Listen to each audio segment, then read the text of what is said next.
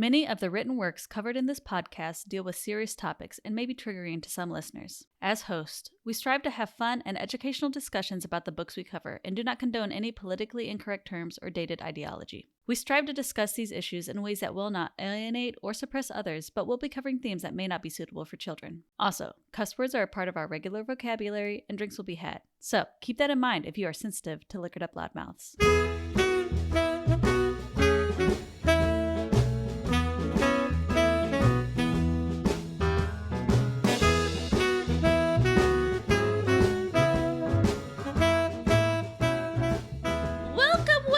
Liquor and Literature. We are a podcast, a book club, and a happy hour. My name is Lauren.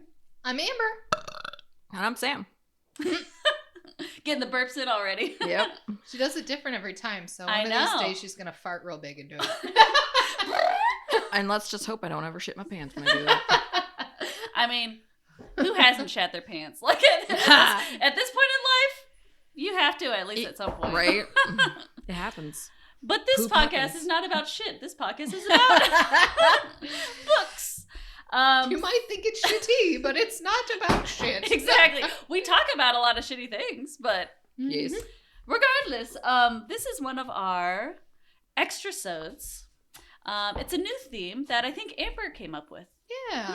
Yeah. We are going to do an episode on banned books. Mm-hmm. Amber, what made you want to do this? So I was reading about how the current administration had banned some books, or wanted to ban some books. And there's like that one group, like the Sisters for Liberty or whatever, that's like, you know, twats for taking away your rights. Anyway, That's a nice ring to it. Twats for taking away your rights. Yeah.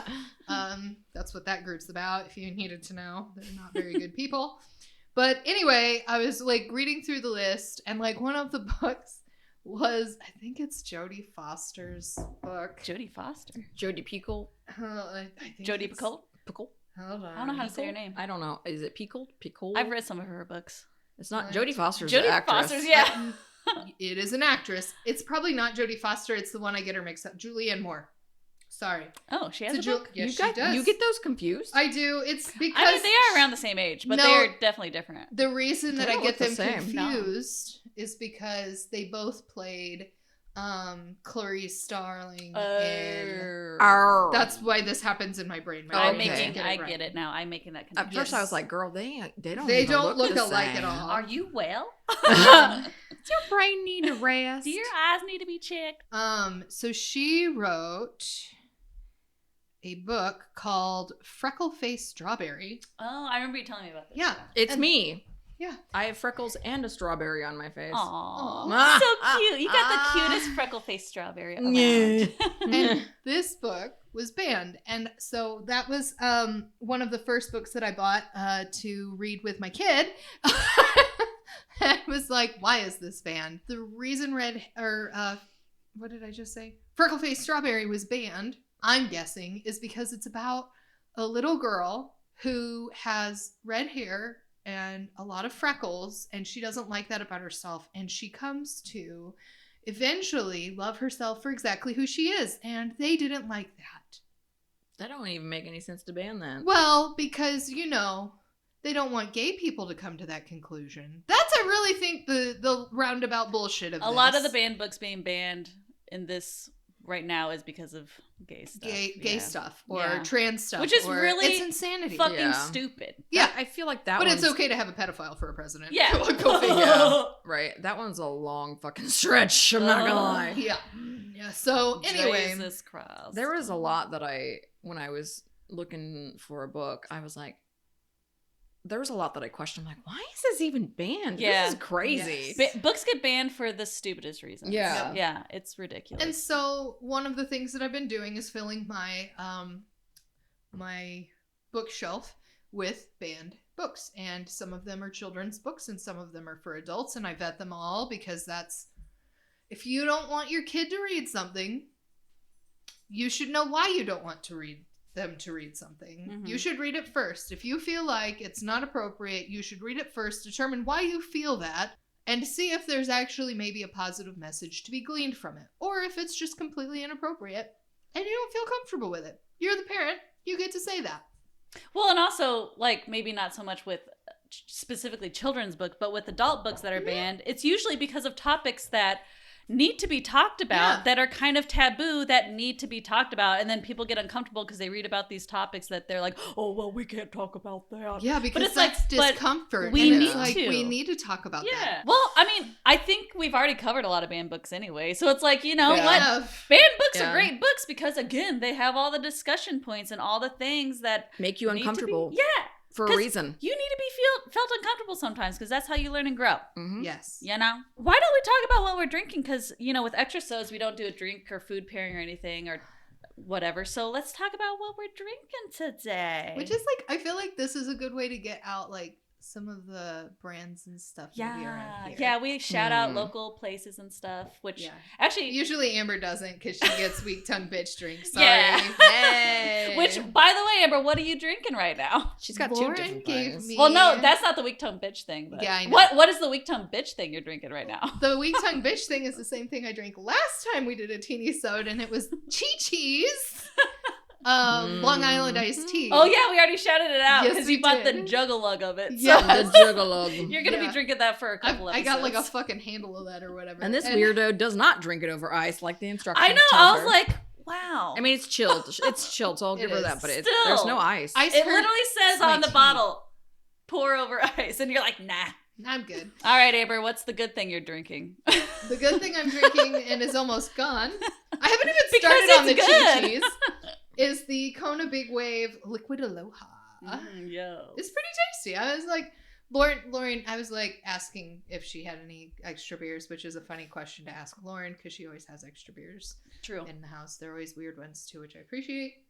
But I wanted to represent something a little different today, and so I was like, I don't want to do Chi-Chi's. I want to do the Chi-Chi's is fine. Thank you, Chi-Chi's. But Kona Big Wave Liquid Aloha.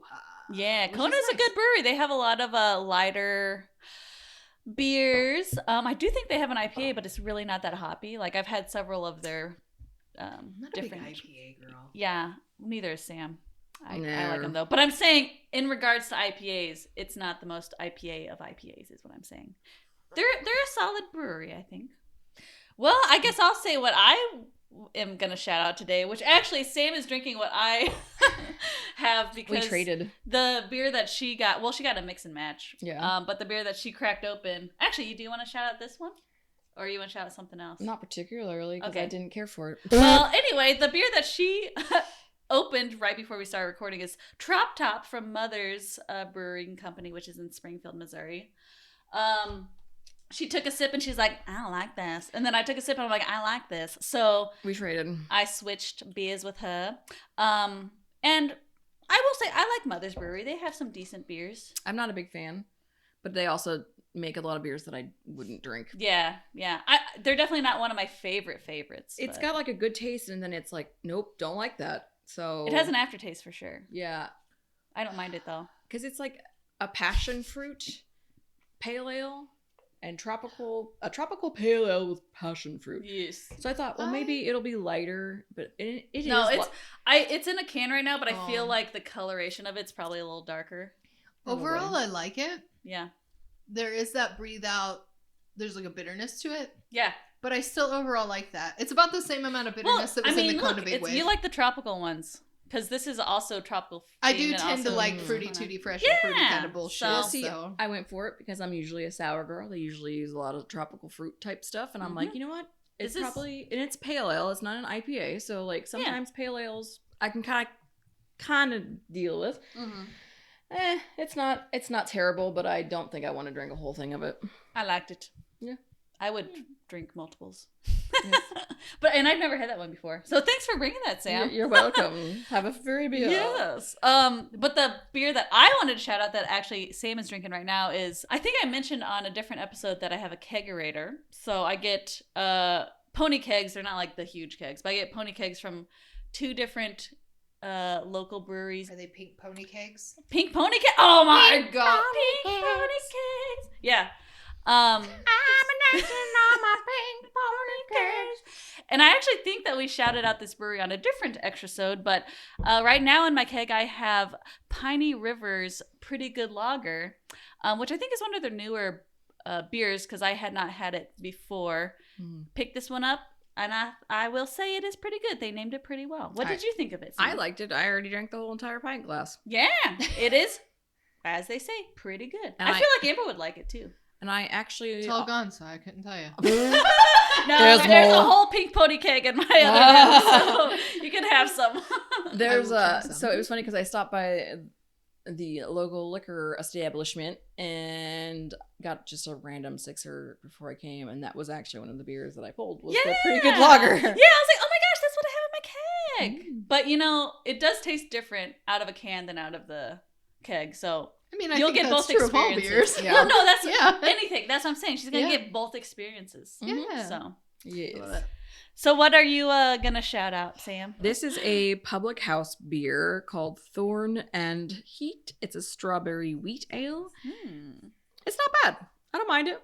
And I'm not like a big wheat ale person or wheat beer person, but it's not bad. It's slightly fruity and I like that. But I still like the same old Clementine that they make better, which is more like a Blue Moon style, but yes, almost like a little sweeter. bit more. Yeah, I was gonna say more sweet. Yeah. And also, Public House is the other pink pony keg that I get for my kegerator. So shout out to Public House. And the pink pony no, that's never gonna leave my mind now. I'm like, that is free in my brain now. It's definitely stuck in there. Honestly, that is pretty good. Like, I thought it was going to be too tart for me, but it actually wasn't. I feel like a lot of strawberry ales. It's just tart enough, baby. I'm a tart. You're a tart. We're all tarts. We're all the tarts.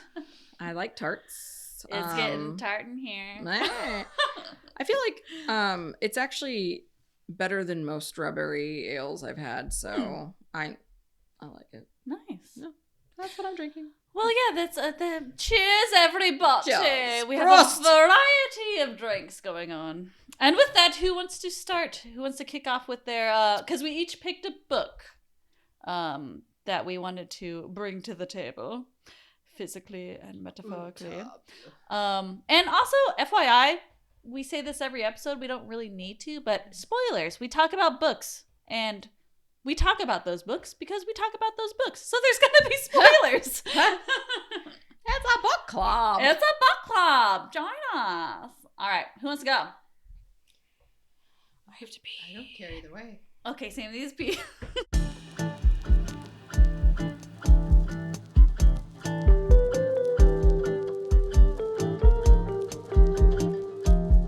All right. Well, I guess I'll go first. We'll just go down the line. Yes. Lauren, Sam, Amber. So I picked Howl and Other Poems by Allen Ginsberg, which I believe Sam is familiar with somewhat. Yeah, I wasn't sure if there was other poems in there or if that was like the whole thing, and it was like more longer than I thought it was. But then you said other poems, and I was like, there are other poems in here. So then, yes, I have read Howl. Yes. And Amber, you don't know nothing about I this? don't know nothing about it. Amber don't know nothing about this. Well, I was introduced to Howl because there's actually a movie that came out, I think in 2010. Yeah, there's an indie film called Howl that I went to the Music Box Theater in Chicago with Jimmy, my friend Jimmy. We went to go see it. Actually, James Franco plays Allen Ginsberg, which I'm like, James Franco is not great anymore. Oh. Yeah, he's had some assaulted sexual some people. Yeah, so he's not maybe great. raped them, but definitely sexually assaulted them. Yeah. Oh my Lord. Oh, dear. So he's not Position great. is, But anyway, That's unfortunate. I didn't remember that much about the film, so I actually rewatched it like last week, and I was like, well, yeah, it's definitely an indie film. It's like, I wouldn't say it's like amazing, but it was worth watching at least once. Also John Hamm's in it, which I was Love like, John Hamm. I forgot that he was, and as soon as I saw his name, I'm like, okay, I'm ready. I'm ready. I love him. A good old St. Louis boy, yeah, too. represent. Oh, yeah, he's from St. Louis. I didn't know if it was St. Louis or Kansas City. I knew he was from Missouri somewhere. Oh, I has thought he was some, from St. Louis, but I don't know. I know he's a blues fan because he's from Missouri. Yeah, he's from Missouri. Some, like very tight booty cheeks. Oh, He's like the guy from Jag that I can never remember his name. That man has the tightest butt for an older man. I guess I shouldn't say old. Watch that. But I was actually thinking, I was like, I need to rewatch Mad Men. I I've love never Mad seen Men. Mad Men. It's so good, but it's so infuriating at the same time. Oh yeah, no, his character is horrible, but he plays him so well, and he's just gorgeous to look I at. feel like Fucking love he him. always plays like a dickhead, but usually he plays it like So good. Oh my gosh, that Like, season of ironically. Fargo.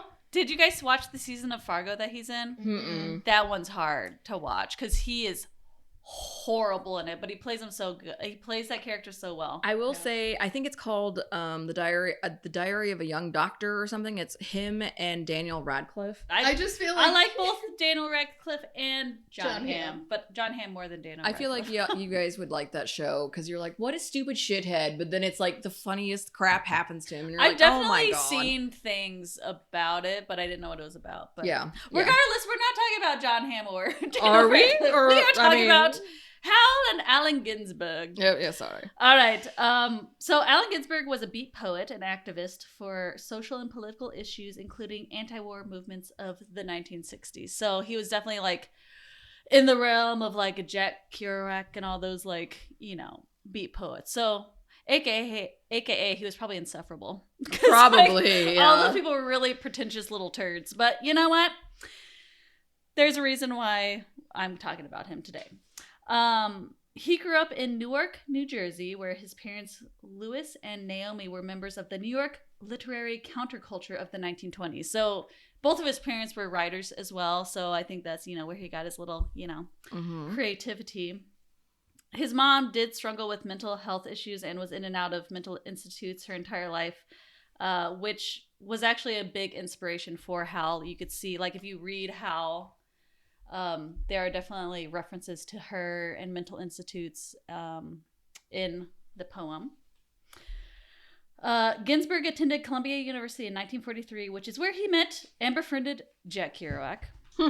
They were besties. And they partied hard and got into hoodlum shit. He used his dorm to store stolen goods, and after he got caught by the police, he took a plea deal and stayed at the New York State Psychiatric Institute, which is where he met Carl Solomon, who is one of the main inspirations for Hal. So Hal is titled Hal, but then in some instances it's called Hal for Carl Solomon. So he's one of the main inspirations for the poem. Okay. In 1954, he met Peter Orlovsky, who became his lifelong partner. So he was a gay man. I was gonna say, I'm pretty sure. Which is not he was shocking. gay, Yeah. After struggling with diabetes and hepatitis, Ginsberg was diagnosed with liver cancer in 1997. Days after the diagnosis, he suffered a stroke and lapsed into a coma and passed away on April 5th. So I just wanted to give you like a brief biography. There is more to it. Like there was like a lot of activism stuff where he got like arrested for, he was very outspoken with like anti-war stuff and all these things, and he got arrested for protesting and stuff like that. And I didn't really want to get too much into that just because, you could Google him if you want. Oh yeah, I'm sure there's tons of stuff on him. Oh, there is. But one thing that I did want to bring up, he is a problematic person because... Aren't they always? So, have you guys heard of the organization called NAMBLA? Oh. Yeah. Why does it sound familiar? NAMBLA? NAMBLA. Like, it's like men who love boys, or... So, quoting Wikipedia... Yeah. Quoting Don't like that. Wikipedia... Ginsberg was a supporter and member of the North American Man/Boy Love Association, aka NAMBLA, which is a pedophilia and pederasty advocacy organization in the United States that works to abolish age of consent laws and legalize sexual relationships between adults and children. No! But let's just really be real quick, that's something that's happening right the fuck now that they are currently trying to do. This administration is currently fucking trying to do that. Yeah. And so, yeah, we all know that that's not good. I think the organization was founded in the 1970s. And here's the thing. Like, it's horrible because it was like I think they took advantage of the free love, like the 60s, 70s, like hippie movement, and then made it like, yeah, free love means that you could fucking have sex with underage children. Yeah, it's whoever you want, doesn't matter if they can consent or not. And I actually went down a little bit of a rabbit hole kind of reading about it, and then I felt really bad. And so I was like, I'm not going to give this the time of day. If you want to learn more about the organization, you can. It's basically, I think it got kaput in like the 2006. Well, it's not technically an organization anymore, but I think there's still people online who are on things. It's still a thing. So NAMBLA got really South Park talked about it. Oh no, that's one of the things. That's when they were talking about how got... there's an episode where Cartman like was joining NAMBLA or whatever. But anyway, we don't need to give them the time of day because they fucking suck. The reason why I brought this up is because I want to talk about this poem. But I also knew that he was controversial. And we've also talked about many controversial authors already. Oh, yeah. We are not saying that it's okay to be a pedophile at all. That's not okay. But there is merit in the poem Howl. So I just wanted to throw that out there. And I also wanted to say that his fucking reasoning for joining this organization is because of free speech. And I want to say, fuck you. Because the thing about free speech is, yes, you can say whatever you want. But someone that has been a member and has supported an organization that preys on underage people, that's not free speech. That's being a pedophile. Yep. So I just wanted to say that because... that's taking advantage of a demographic that you should not be taking advantage of ever. Exactly. These are innocent people who don't understand what you're doing to them. So anyway, I just wanted to... I knew that he was controversial. I didn't know why. And then I found that and I'd already picked this as my thing. And I'm like, I'm still going to do it because there is still relevance and things about how that is good to bring to the table. But I also wanted to recognize that fuck you, Allen Ginsberg. All right, so let's move on to Howl. So Howl was first published in November 1st, 1956 through City Light Books based in San Francisco. And this was Ginsberg's first, I think he'd done some poems and stuff, but this was what really, gave him, the public eye, the public, people were like, oh, wow, he's a beat poet. Because I think the guy that runs that bookstore, I think he heard him at because beat poets, they're the ones that go up and they read the poems and people snap and they clap and they're oh my gosh, that was so metaphorical. So anyway, I think this guy that runs this store listened to him recite this poem and was like, hey, I want to publish this. And they did.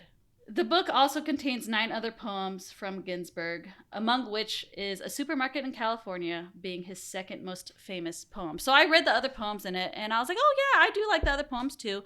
They do have, it's definitely the hippie vibe. He's always he has something to say about politics and all that stuff. I will say that there is some not great racial words in it and stuff. So just keep that in mind. But I will say I read it and I was like, you know what? This was worth reading once. I don't think I need to read it ever again. But there is some, basis on why he became a popular poet. Howl is broken up into 4 parts, and there are themes of, sexuality, homosexuality, alcohol, drug use, stays in mental asylums, a bunch of different controversial things which is why it got so controversial, because what happened was whenever City Light Books published this book, some people were praising it. They're like, this is amazing, this is art. And then other people were like, oh my God, this is pornography. So, which ain't that how it goes? Ain't that how it goes. On March 25th, this is a quote from poetryfoundation.org. On March 25th, 1957, customs officials seized 520 copies of Howl that were being imported from England by claiming that the book was obscene. In June, Shig Moreau, the City Lights bookstore manager, was arrested and jailed for selling Howl to an undercover San Francisco police officer. What the fuck? I have a question. Do you think if you drove me across the border, they could arrest you for transporting something obscene? Lord. I mean, you are pretty obscene, Amber, but... Ben thinks I'm obscene. And that's outside the bedroom. That's just whenever we're walking around. Were you going to say something, Sam? No. Oh, okay. No. No, I have no comments. For that. Sam's like, what do you say after that? Yeah, I have nothing. Really shocking. Shocking. The poet Lawrence, wow, this is the name, Ferlinghetti. Lawrence Ferlinghetti was subsequently arrested for publishing the book. So basically, anyone who published this book got fucking arrested because they were like, this is pornography. So City Light Books ended up going to trial for this. Because they were like, this is free speech. This is, there's a reason why we should publish this, So Allen Ginsberg did not go to trial. That's what I want to clarify. He did not go to trial.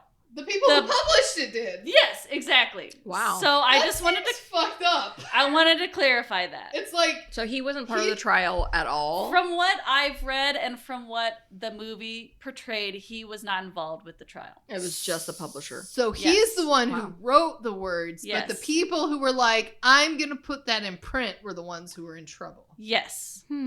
Intriguing. Exactly. So what happened though was what happens when you go to trial, it made this more popular because then everyone's talking about this trial Why going is on it about banned? this poem. Yep. Exactly. So this really skyrocketed his fame because everyone's like, well, now I got to really get my hands on this poem Yeah. and like read it to see how pornographic it really is, And then they're like, it's not that bad. Yeah, exactly. Like most of the It's time. not you're Walt like, Whitman, okay? Yeah. Calm down. Well, it's funny that you reference that because one of his big inspirations is Walt Whitman. Yeah. Yeah. I didn't know that. Yeah. So the judge, and also John Hamm plays the defense lawyer for the book publishing company in the movie, by the way. And there's like a part where he does, they do the last, what's the thing? That courtroom well. I bet he's in a really nice 3-piece suit. He Meow. looked really good. But Sorry, what's Ben. the thing in like trials whenever it's like the lawyers could do their last statement or whatever? Closing statement. Yeah. He did. It was really cool. No, it was you like were really there. cool. I was getting there. He does this closing like monologue, and it was actually really cool. And I actually wanted to quote it, but I'm like, whatever. I'm not gonna quote it. If you want to watch the movie, I think it's streaming on free on one of those like Tibu or whatever, the ones that have like commercials or whatever. Yeah. But anyway, the closing monologue that he does is really good, and he plays the lawyer very well. But anyway, the judge eventually ruled Hal as not obscene, and, quote, the qualities cited in its defense helped make Hal the manifesto of the Beat movement and pave the way for other challenging works to be published. So, again, the reason why I brought this to the table is because I do think it was kind of a landmark thing in a breakthrough book for free speech and what's art and what's pornography and all that stuff. Because you see that in books, you see that in music, you see that in all these things, all these trials happening with, different things. And I feel like this is one of the big ones for that decade. So, and the funny thing is now, like, how many erotic books do we have? I know. A bajillion. Yeah. And hell, you can't even look on Facebook without one of those alpha werewolf dick move. Oh, I things. know. Sometimes I'm like, what the fuck do you think I do all day, Facebook? Apparently you're just like mashing the button all day long. I feel like they think I'm just constantly masturbating. Yeah. I Well, was like, what the fuck? And I reread that. I read this. I actually, here's another thing. I bought the book, but I bought it off Thrift Books. So his estate does not benefit anything from this. Thrift Books fuck benefits off. from it. But anyway, and I will say, I do like the way, the rhythm and everything of it. And it does have a lot of good, like, things to say. And really, like, it's not that obscene. Like, I could see it being obscene at the time. And honestly, it's funny, too, because there's parts of it where they bleep things out, and I don't even know what the word is. Yeah. So even mine is bleeped out. Wow. But That's fun. if you want, I could read some, but I don't know if you want me to read some or not. Yeah, read Yes, some. please, Let's hear it. please. Let's hear All right. how pornographic it is. Let's see. Give Lauren us the just poem. like flipped to a random page. I don't even think she had it. Oh no, there's I got yellow some on it. highlights. I got some highlights. Okay. So, like I said, it's broken into 4 parts. I'm going to read from the first part, which I think is the most well-known. I've highlighted some segments. I'm not going to let us make us suffer through all of it because I'm not going to do that. It's really long too. But I will read some of it, and you'd let me know if you think this is pornographic. All right. Me. Dim the lights. I saw the best minds of my generation destroyed by madness, starving, hysterical, naked, dragging themselves through the streets at dawn looking for an angry fix. Angel-headed hipsters burning for the ancient heavenly connection to the starry dynamo in the machinery of night, who poverty and tatters and hollow-eyed and high sat up smoking in the supernatural darkness of cold water flats floating across the tops of cities contemplating jazz, who cowered in unshaven rooms and underwear, burning their money in wastebaskets and listening to the terror through the wall, who got busted in their pubic beards returning through Laredo with a belt of marijuana for New York, who ate fire in paint hotels and drank turpentine in Paradise Alley, death, or purgatoried their torsos night after night, with dreams, with drugs, with waking nightmares, alcohol and cock, and endless balls. Peyote, solitudes of halls, backyard green tree cemetery dawns, wine drunkenness over the rooftops, storefront burrows of tea-head joyride, neon blinking traffic light, sun and moon and tree vibrations in the roaring winter dusks of Brooklyn, ashcan rantings and kind king light of mind. Here's the part that there it's bleeped out, so I'm gonna go beep where there's a word. You use your imagination. Who held on their knees in the subway and were dragged off the roof waving genitals and manuscripts, who let themselves be in the beep by saintly motorcyclist and screamed with joy. I'm gonna say that says fucked in the ass. Probably. Who let themselves be fucked in the ass. Yeah, that's what it is. Who let themselves be fucked in the ass by saintly motorcyclists and screamed with joy. Who blew and were blown by those human seraphim, the sailors' caresses of Atlantic and Caribbean love. Who bawled in the morning, in the evenings, in rose gardens, and the grass of public parks and cemeteries, scattering their semen freely to whomever come who may. Who threw potato salad at CCNY lecturers on Dadaism? Who threw potato salad at what? It's an art movement, Dadaism.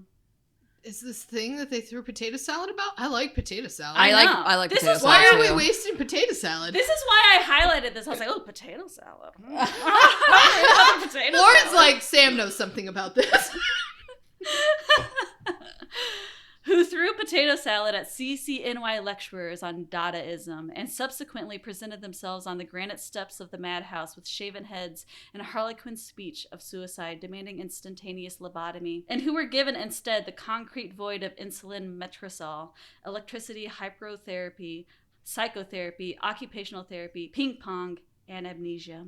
Returning years later, truly bald except for a wig of blood and tears and fingers to the visible madman doom of the wards of the mad towns of the East. And there's a lot, there's like more. There's so much more. But I do like the way that it's written because it really has a rhythm to it. Mm-hmm. And the whole point of the first part is like he's just calling out all these people, all these individuals that he's ran through in his life and what they're doing. So, do I think it's pornographic? No. I don't think so. Do I think it's hypersexual? Yeah. Do I think it's provocative and over-sexualized? Sure. Do I think it's I don't even think it's pornographic? over-sexualized No. to me. Like No, it really isn't. To me, knowing that he is a gay man during this period, and it was frowned upon, but so everyone's doing all this crazy shit in secret and they're ashamed, so they're doing all this massive amount of drugs. They're out partying to trying to not only enjoy themselves, but also to forget themselves. And then you have all this like widespread psychotherapy and conversion therapy and electroshock therapy and all these things. They're telling them they're wrong for doing this, but it's like they're not choosing to do it because it's just how they naturally are. I don't feel like it's hypersexual. I think it's almost like he's like, hey, here we are. This is the shit that we're going through because we have really little else to deal with it. Yeah. I really think it goes back to what we were saying, where banned books are banned because it makes some readers feel uncomfortable. Yeah. And a lot of the people that he's talking about, and specifically the first part of this, are people that are in the beat generation and like hippies and like people that don't feel like they fit in society, you know? So I don't consider it pornographic at all. I don't think it's pornographic. Yeah. I think it's very hypersexual. myself. But I think literally, it's if very you sexual. really like look at it, though, it's just a blip. All the sexual parts are kind of a blip. They are. There's more that I didn't like. Yeah, read, but like, I guess not my every thought single is, thing is pornographic. I feel like the gay community itself is, and this is like demonized. They are made out to be hypersexualized. Yeah. Yeah. Yes, for sure. They Yeah. are, So and maybe I feel that's like that's what he's touching. Okay, upon. so maybe that's the point. There is that. Okay, I could see that. It's not overly. So I could. Okay, And so I like that you brought with that up, Sam. Making that point. That was I a good could point. See. Yeah.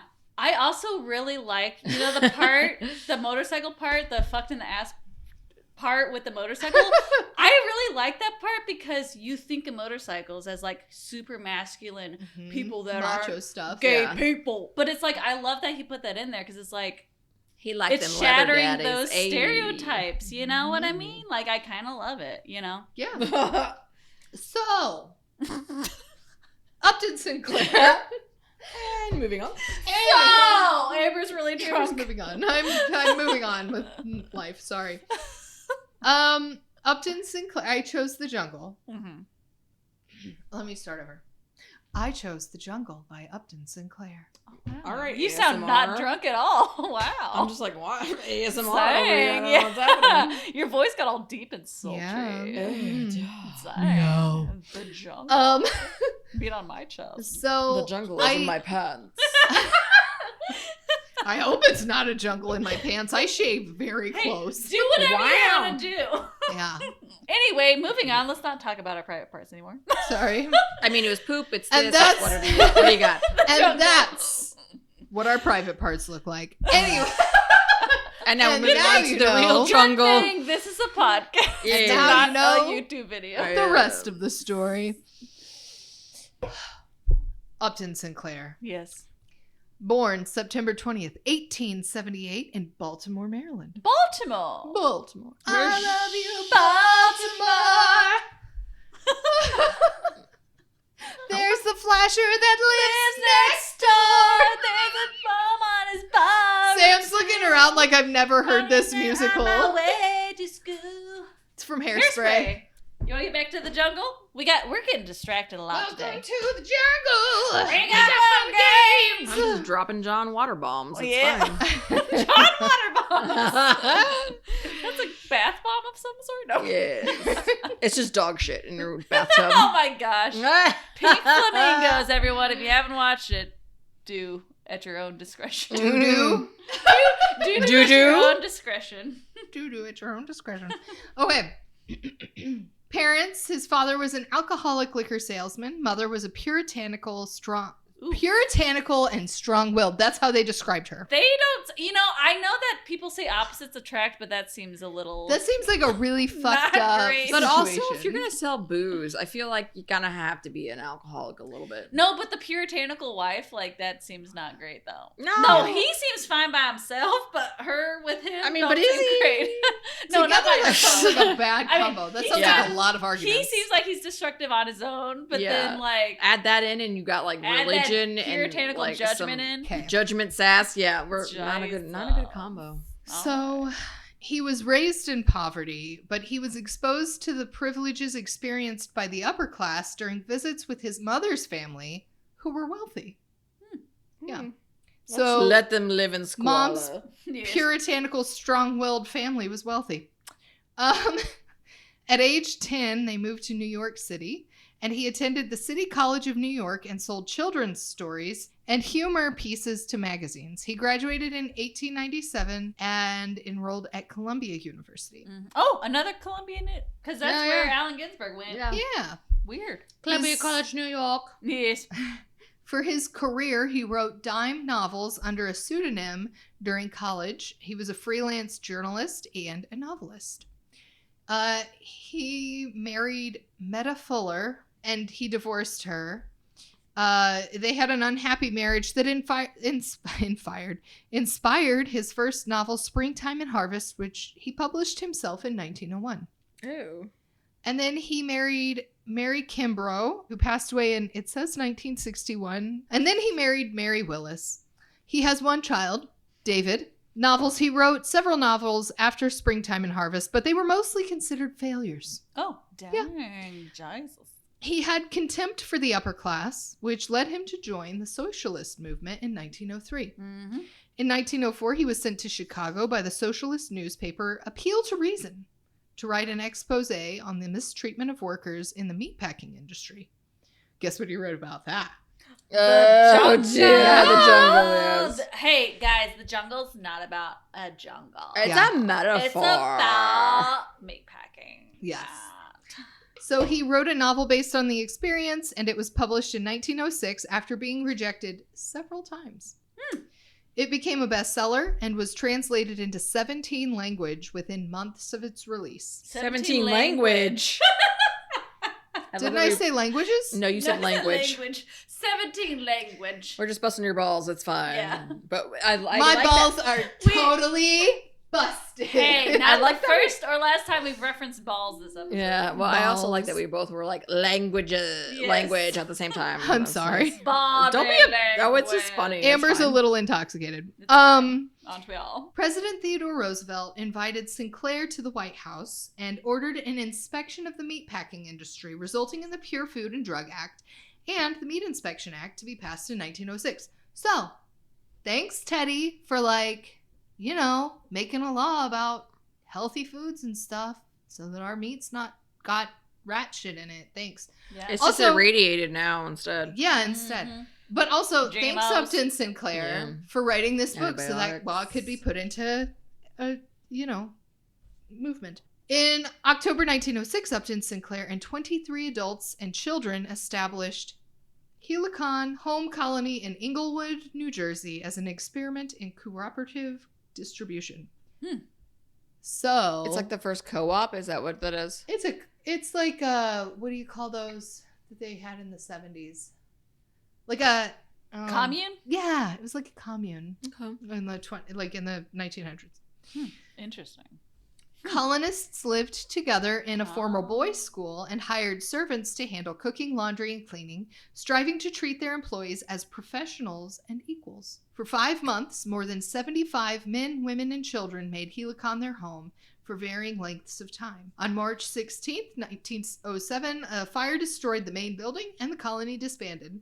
He moved to Southern California with his second wife and founded the California chapter of the American Civil Liberties Union and launched unsuccessful bids for Congress as a candidate of the Socialist Party. In the early 1960s, he focused on his wife, who had suffered a stroke. She passed away in 1961. He married again 2 years later because he couldn't stand being alone, I guess. Because he's a man. That's what they do. Because he's Yep. a man and that's what he do. Amber's notes are drunk too. He moved into a nursing home Wow. in Bound Brook, New Jersey, due to poor health, and passed away November 25th, 2968. 2968. I meant 1968.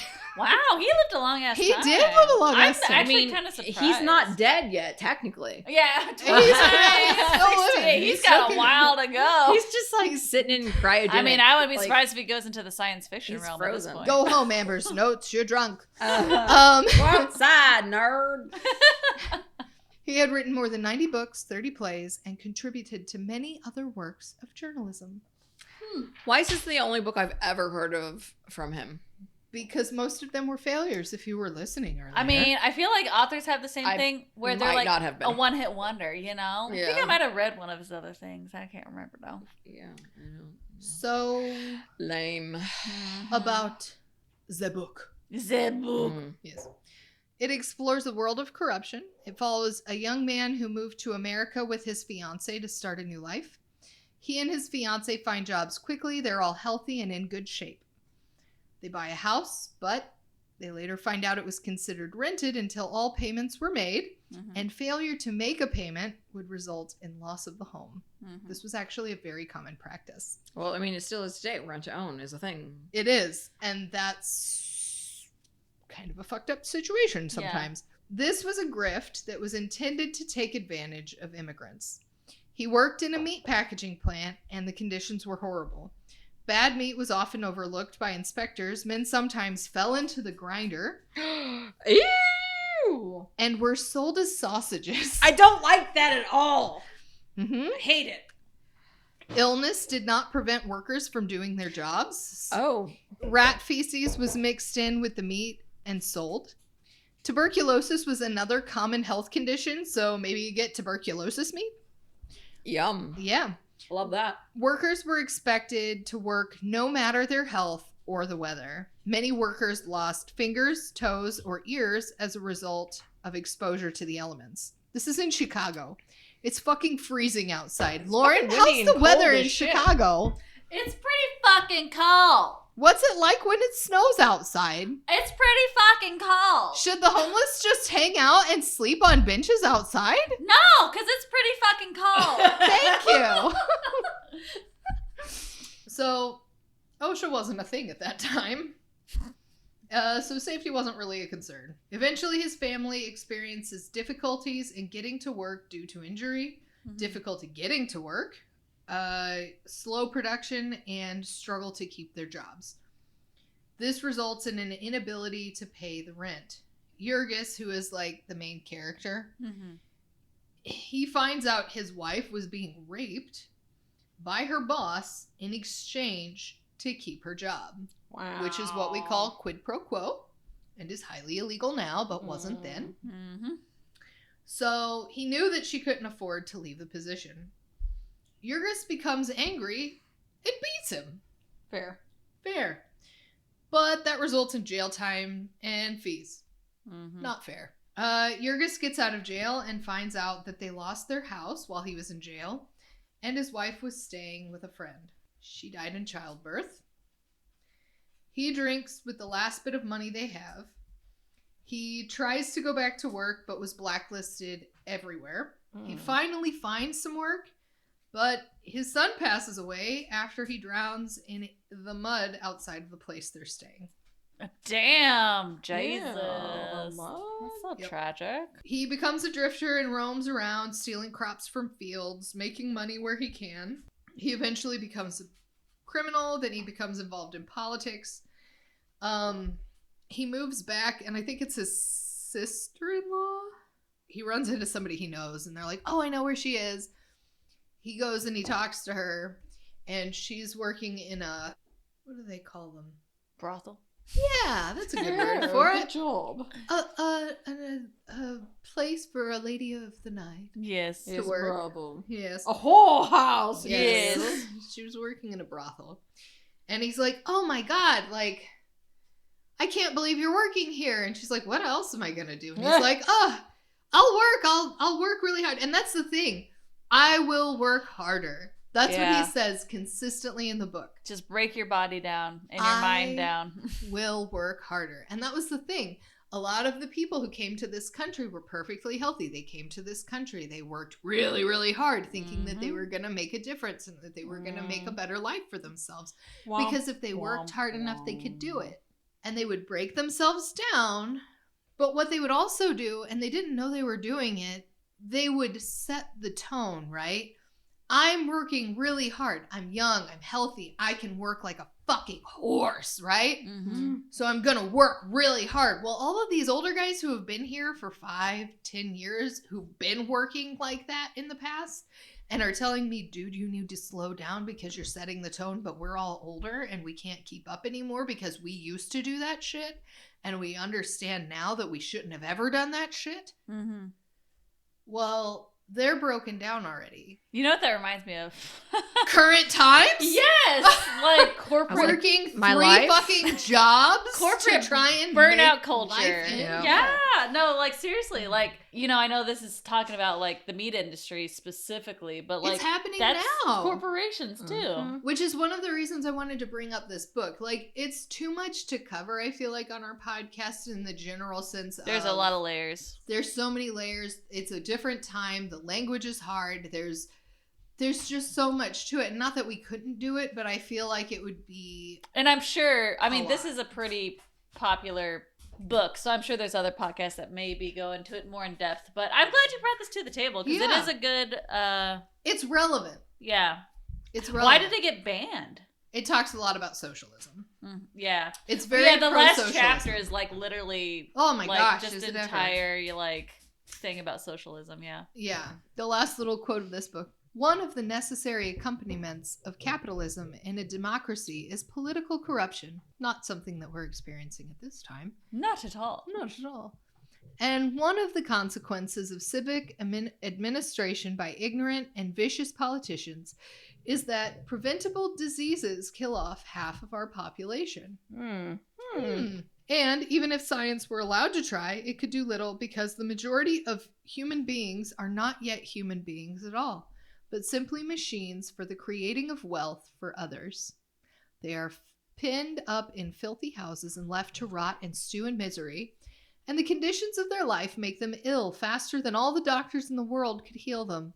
And so, of course, they remain as centers of contagion, poisoning the lives of all of us, and making happiness impossible for even the most selfish. For this reason, I would seriously maintain that all the medical and surgical discoveries that science can make in the future will be of less importance than the application of knowledge we already possess when the disinherited of the earth have established their right to human existence. So I remember reading this like I think it was in college. I'm pretty sure I was in college. And I kind of want to reread because I did like it and I appreciated it when I read it in college. But I feel like if I read it again, I would get a little bit different of perspective. But I do appreciate like there's a lot of things that go into it, like the socialism and all that stuff. But also the fact of like how like it does really go into detail the fucked up horribleness of the meatpacking plant and like how diseases were spread and everything. Like that. So it covers a lot of areas of things. It does, but I really liked that last quote because it kind of describes life as we know it now. Like, sure, like a lot of the United States is healthy, kind of. But then there are a lot of areas in the United States that are packed absolutely wall to wall with people who do not have access to good health care, who are exposed to each other consistently because their homes are so close together and they just spread disease within, like, you know, it's like, how do they amongst not get themselves. sick? Of course they're going to get sick. One thing I wanted to point out with The Jungle, too, that I, you know, like I said, I read this a long time ago, but also was like a theme throughout, is like, the quote-unquote American dream was a big thing in like the 60s, right? It doesn't exist anymore. That was a thing back then too, and like it never existed. I actually really wanted to talk to you about this someday. It's like a propaganda thing. It's like, come to America, we are great. And I feel like, when did this book get published? Like 1901? No, shit. Like, yeah. And granted, like 1901 to 1960s, really not that much time, honestly. But I feel like that American dream was never an actual thing. I really want to talk to you about that. It was always like a propaganda thing. You know what I'm saying? It's like, we are the best. We will always be the best. You will move here and live and thrive. And then people would come here. And then it was like, nope. It's bullshit. Like, it's not a thing. It's not an accurate fucking thing. It's not, because what my American dream is versus what your American dream is versus what your American dream is, they're all going to be fucking different things. And that's okay. That's what makes it great. What do you think? What is your version of the American dream, Sam? I just want to be able to fucking live and afford things. Like, yeah, which is not sustainable in America now. It's not. I'm telling you. 22. Okay. I can't envision myself ever buying a home. Honestly, yeah. I know financially I'm never going to be able to buy a home. And that's bullshit. That's not okay. The way we're living now isn't sustainable. And I feel like The Jungle is still a very pertinent book to today. Oh, definitely, yeah.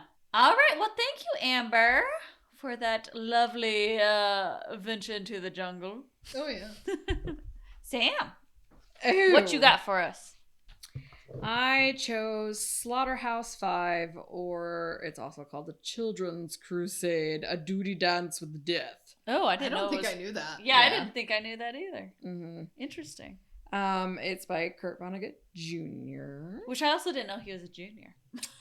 I didn't either. So his dad was apparently an architect. Oh. And his mother was just like a daughter of a wealthy brewer. Oh, interesting. Yes. What brewer, I wonder?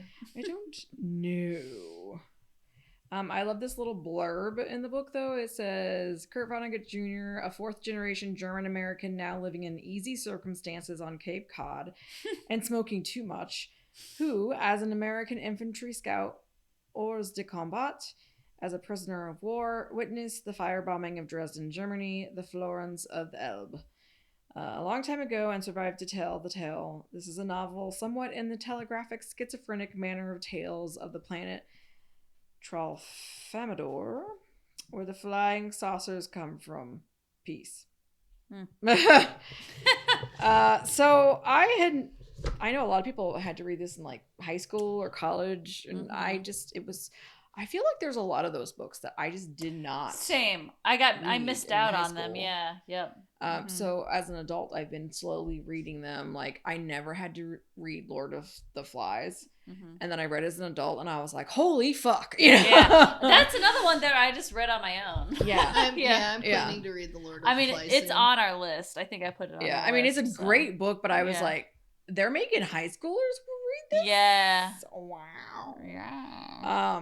So yeah, my book, like this one is from 1969 is the copyright. So I just, before we get started talking about this book a little bit, I just want to say that this book also mentioned our good friend Gutta. Yes, I remember that. Everywhere. He is. It's like we read him and now he just shows up. He's like, I was invited to this party, and we're like, I didn't know that, but okay. Think that you were, but all right. It's kind of like we can't get them out of our mind. Gutta, we can't get them out of my mind. We can't get them out of our mind. I definitely remember reading this. I think it was like in 2020, 2021 I read this. And you know how sometimes you like read or watch something and you're like, meh. Because you're kind of like in like a meh attitude. Yeah. I feel like I was kind of like that with this, where I was like, I read and I'm like, okay, whatever. I like was like very whatever about it. But then Amber, you said you were kind of whatever about it too. Yeah, I finished the book and I was like, I don't fully know what I just fucking read. And Ben was like, explain it to me. And I was like, how? So this is what happens. And I get to the end of explaining and he goes,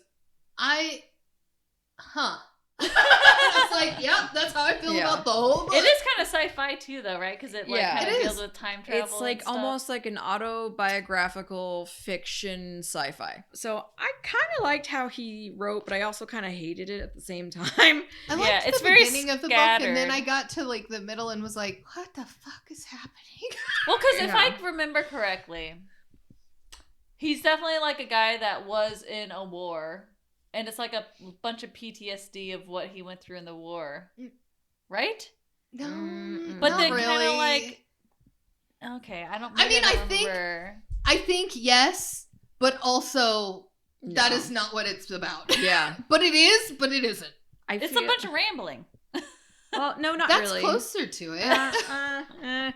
Hit and miss. Give us the premise, Sam. Okay, so Billy Pilgrim is the name of the character in the book, which I think is really funny because Pilgrim, you're taking an adventure to go somewhere else, right? Well, he uses that very loosely because in the book, it starts off with Billy as like a young man. He goes to war, and then it also starts talking about him like in the future as an adult and like his life. Well, it turns out he apparently has been abducted by aliens, the Traumalfordians, or whatever. The Troutmouthians.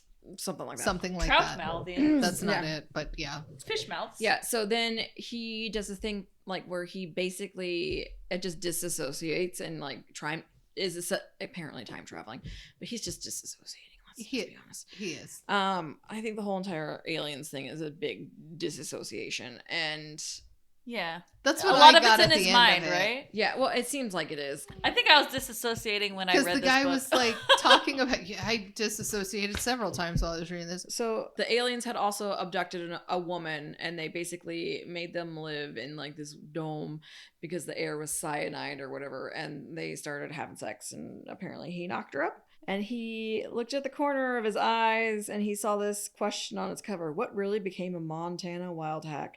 So Billy read it. He knew where Montana wild hack really was, of course. She was back on Tralfamador. taking care of the baby, but the magazine, which was called Midnight Pussycats, promised that she was wearing a cement overcoat under 30 fathoms of salt water in San Pedro Bay. Cement, not semen, Lauren. Oh, I was like, a semen. Lauren made this face after she said cement overcoat, and Lauren was like, oh, and I was like, not semen, not spoot, not... I was like, wait, what?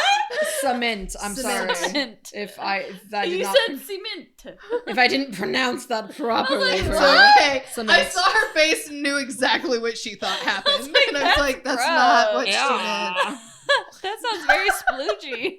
My bad. That's Billy funny. wanted to laugh. The magazine, which was published for lonesome men to jerk off to, ran the story so it could print pictures taken from the Blue movies, which Montana had made as a teenager. Billy did not look closely at these. They were grainy things, soot and chalk. They could have been anybody. So, it was a really weird book. Yeah. I And like remember Billy just- wasn't supposed to be the main character though. That's what I got really confused about. Was when he was starting the book, like when Kurt Vonnegut started the book. It was about him, not Billy. It sounded like it was about him or the author or the narrator, whoever's writing, Mm. Kurt. But then he's talking and it's Billy the whole time, and so I'm sitting there going, "Are you Billy?" Like I think Billy's just a stand-in for him. I wondered. Okay, Mm-hmm. thank you. Sam's usually really good at picking things apart, better than me, so I wanted to see what her thoughts were on that. I mean, Sorry, guys. honestly, that's how I read it. Was like because they went through like the same things. I think he was just in a way like projecting, making a different character so it could be Not him, but him. yes, yeah. It sounded like a lot of the experiences that Billy Pilgrim had were actually his experiences. Okay. So I feel like it's just like him fictionalizing his own Which experiences. I feel like happens a lot with authors anyway. I think he maybe intended to write his own like a memoir of it, but then once he started writing it, he's like, I hate this. And Yeah. just- Yeah. He like added things Mhm. to it. Yeah. It was a very weird thing, and I agree that the whole it was very confusing, very convoluted, and at the end, that was what I got out of it was this is a guy who was fucked up with PTSD Yeah. That's what I got and out of it. dissociated Mentally the unwell. whole time. Yeah. Well, he always kind of seemed like it seems like Billy in his own right was just kind of like a little bit of a weirdo, and then this stuff happened, and he sounded like he just like a lot of times accepted it and just took it in stride, but like he's just a strange. Well, didn't he just kind of like end Fellow. up there accidentally anyway? Because wasn't he like not even a soldier? He was like, He was a chaplain's assistant, yeah. so he He Oh. was just So like he wasn't preaching. even in combat. He No, was he just wasn't supposed preaching to about be. Jesus. He wasn't like issued the uniform or like the boots, nothing, like not even a helmet. But before he was able to meet up with the chaplain that he was supposed to be assisting, like the guy died. And apparently Vonnegut's own like personal history, when he went over to Europe to fight, he was at the Battle of the Bulge and like literally immediately got captured by the Germans. So I feel like it's pretty much the same thing happened to Billy Pilgrim. And Yeah. he's just like, you know. I'm just going along. Yeah, basically. But there was a few things that I kind of liked that Vonnegut wrote. And this is in response to, like, about the aliens. It said, the most important thing I learned on Tralfamador was that when a person dies, he only appears to die. He is still very much alive in the past. So it is very silly for people to cry at his funeral. All moments, past, present, and future, always have existed, always will exist. I liked that Yeah. too. And I remember, I didn't highlight it, but I remember I flagged it in my book or whatever. And I really liked that idea because that's kind of how I Yeah. see things anyway. Like it's like you don't have to be religious to think there's something else out there.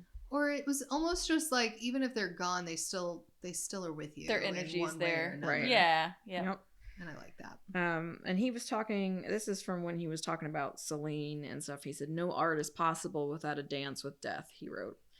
Which, Celine was a soldier in the French, like a French soldier in the First World War, and ended up getting a grievous wound to his head. And he was very problematic, you know, afterwards in his writing and stuff. But I kind of agree with that. Like, there's always some kind of, and if it's not even like real death, like a death of a person, there's always some kind of like tiny deaths, I guess, if you will, that you live throughout your life. And I don't think, I don't think it's like anything's changes and possible without patches it. of like- time Yeah. and stuff. Yeah. So, like, in the sense of, like, grief and loss, like, it's not necessarily a death, but it's the death of that life in particular that you may have lived, kind of thing. Or not Yeah. even literally like someone dying, but like you changing what you're doing in life. Yeah. Yeah. Like, Well, and that's moving what I from mean. somewhere to point A to point B, or moving different jobs or whatever. That's like a little bitty death in your life. Yep. Yeah. If you think about it. Because it comes to an end of some sorts. Yep. And he was talking about, then he started talking about the Bible and like Sodom and Gomorrah. And one of the things I liked about, like, in the writing that he had was like, and Lot's wife, of course, was told not to look back where all those people in their homes had been, but she did look back. And I love her for that because it was so human. I really liked that part too. You are doing all the ones that I loved. And I was like, yeah. You're like, we thought this book was really confusing, but there's some really good quotes in here. There are some really good quotes in there. And he's like, people aren't supposed to look back. I'm certainly not going to do it anymore. This one is a failure, and it had to be since it was written by a pillar of salt, he was talking about this book. So I like that he also compared himself to Lot's wife in the sense like, oh, well, I'm also a pillar of salt because I'm human, you know, and we all make mistakes. We're all made out of salt. Yeah. So it was, it was an interesting little read. Billy Pilgrim is a ding dong as a character. And I was like, what in the hell is wrong with this person?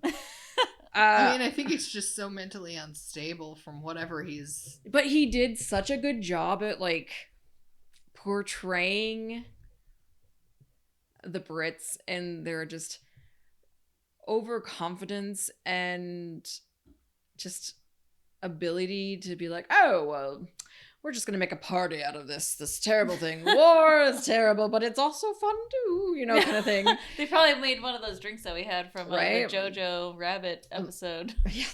The whiskey, the fucking they all, vodka, gin, whatever. Something bastard, the suffering bastard. They did like Shakespearean plays and shit. Yeah, and it was then very weird. So they're talking about, and the reason why it's also called the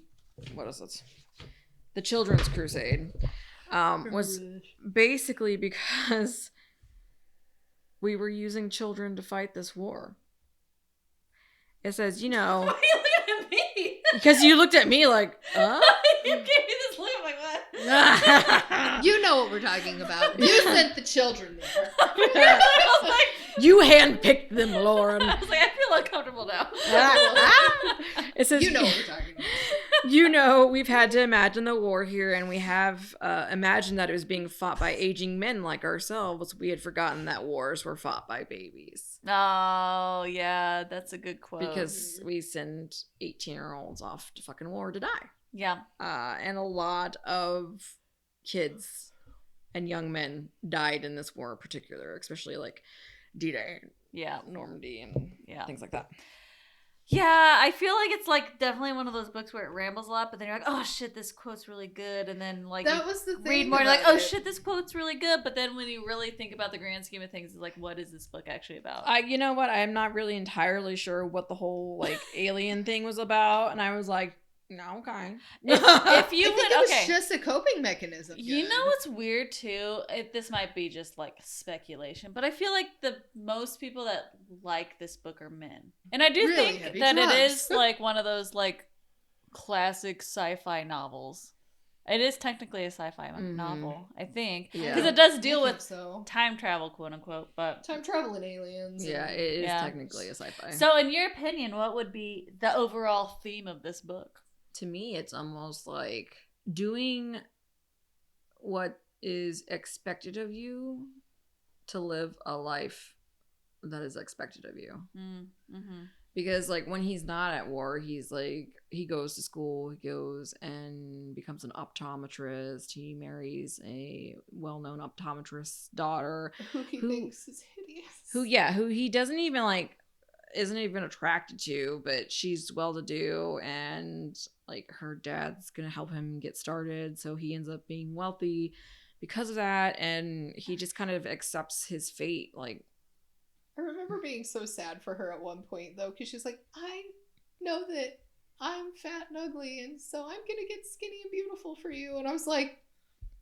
Yeah, that was really sad. And he's like, but why? You're fine just how you are. I did like his response to her, but I was like... But probably if he's already thinking that way about her, she probably was picking up on that. At the same time, though, he's probably like, well, I'm not attracted to you now. It doesn't, if you lose, you're still going to look the same, but just skinnier, and I'm still not going to be attracted to you, so it doesn't really matter. Like, it's how I kind of looked at it. Like, he just didn't care enough, really about her.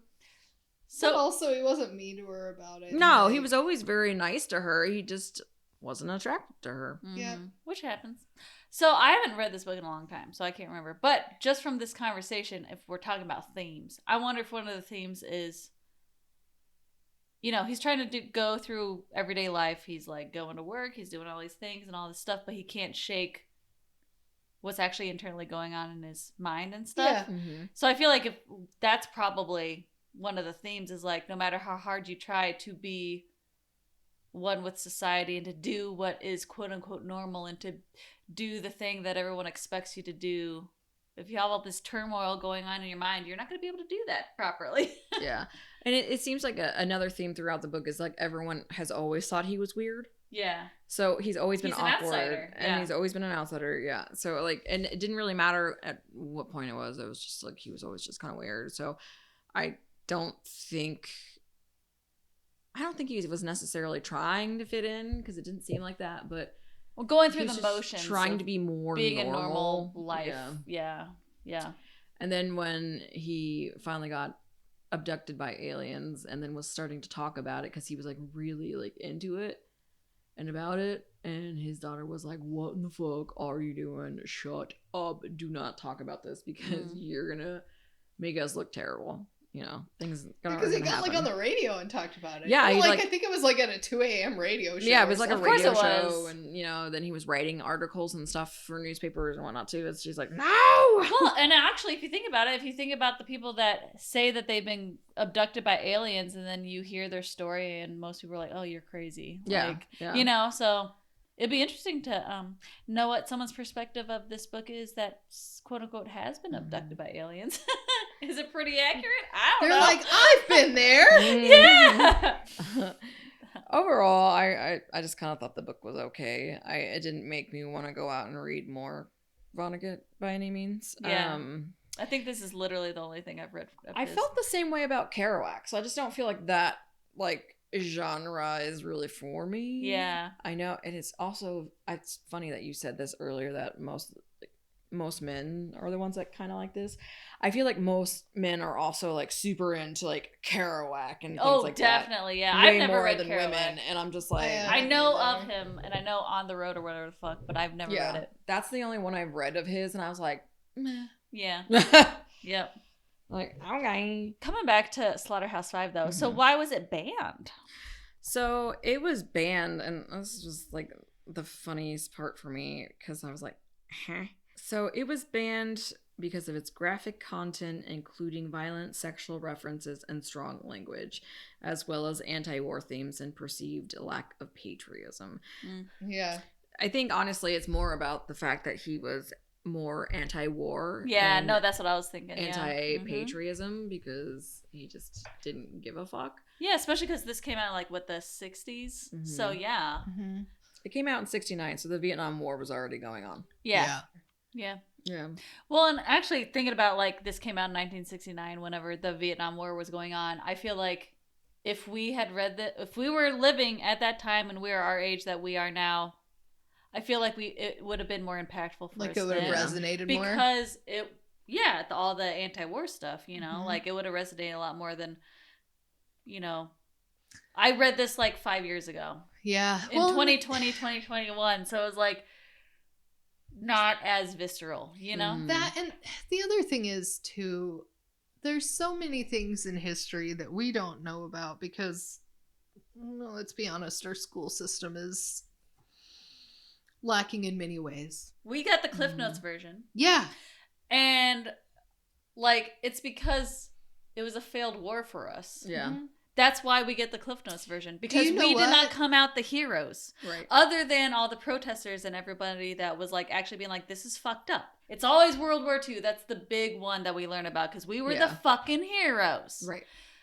We don't really hear about World War I. We never hear anything about the Korean War. We barely hear, like, we kind of heard about, like, the Afghanistan stuff because we were alive whenever that was happening. But also that was happening when we were alive. So it was kind of like we weren't being taught it because it was happening in front of our eyes, you know? Right.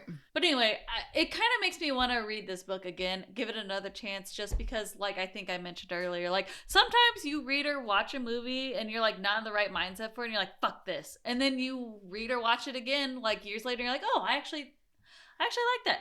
I would give this another opportunity, specifically because of thinking about when this book was published during the Vietnam War and all that, specifically because of that. But I will say, I didn't really notice this because apparently you could actually listen on Spotify to Kurt Vonnegut reading this book. You can. I did. It's not the whole book. It's missing a ton, because it's only an hour long reading. But I guess it was on vinyl. Oh, from that's the 70s. cool. Because I was listening to it on my drive down this morning just for funsies to like also refresh because I had started this a while back. And I realized that there are things from the very beginning of the book that he ends up recycling to make a complete circle for the end. So there's like a literary full circle that he does that's kind of neat as a writing style that I liked. But that's cool. Speaking of Spotify, because I like to like listen to music that I feel like is in the theme of what book or whatever we're covering. So when I was typing up the notes for Hal, I like typed in Beat Poet, whatever, to Spotify. And I think you can actually listen to his full recording of Hal Interesting. on Spotify. So if you want to listen to that, you can. Well, I feel like we covered a lot of different themes in this episode. Yes. Banned books have a lot going for them, I think. Mm-hmm. Yeah. So also follow us on social media on Facebook and Instagram at Liquor&Literature Podcast, because throughout the month, we only post an episode once a month. It's at the end of the month. But throughout the month, we post social posts about the books that we're talking about. So if you want to be ahead of the game, follow us there. Yeah, we talk about the meal pairings if we have them. Not this time. And the author and Sam's drink pairing if we have one. And movie Not this adaptations. time. And movie adaptations, all of it. Also, if you want to like send recommendations or like say if you love or hate us, email us at liquorliteraturepodcast@gmail.com. Don't hurt our feelings. Yeah, we're vulnerable people. Yeah. And rate us. We have feelings too. Rate us. Yeah, and I think you can comment on Spotify. Like, I don't know if we have any comments, but you could be like, tippy tappy, I'm going to comment on this episode on Spotify if you want. Please say exactly that. Tippy tappy, hoo-ha. Hoo-ha. We Tippy talked tappy, about tippy- that enough earlier. Tippy tappy, cement.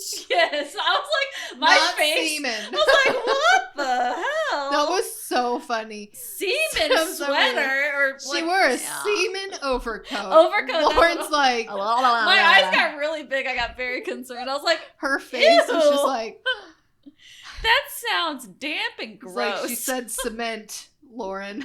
Mm. Oh, Cement. love Whatever. it. I had Hal in my mind with all the balls and the cocks and everything. So. All the balls and the fucking in the ass and the crotch. in the motorcycles. Oh, I have a big ass cock to put on my chicken coop later. Oh, well, there you go. Yeah. cock-a-doodle-doo. Cock-a-doodle-doo. Well, until next time, keep the pages turning and the drinks flowing.